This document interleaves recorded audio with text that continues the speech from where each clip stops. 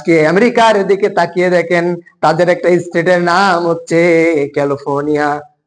Los Angeles শহরকে আল্লাহ এমন ভাবে শেষ করে দিচ্ছে দাবানল দিয়ে, বাঁচার কোনো উপায় নাই। হাজার হাজার মানুষ শহর থেকে পালিয়ে যাচ্ছে, করার কিচ্ছু নাই।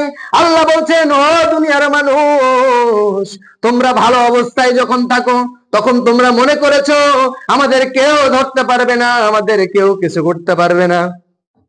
কিন্তু তোমরা হয়তো ভুলে যাও, কেউ যেখানে ধরতে পারে না সেখানে ধরে আল্লাহ, কেউ যেখানে পৌঁছাতে পারে না সেখানে পৌঁছে যায় আল্লাহ, কেউ যেখানে কিছু করতে পারে না সেখানে আল্লাহ কিছু করিয়ে দেখা দেয়। তোমরা মনে করেছো আমাদের কেউ ধরতে পারবে না, কিন্তু আল্লাহ বলছেন আমি ধরি না, ধরি না, ধরি না। যখন ধরি তখন কিন্তু আর ছাড়ি না।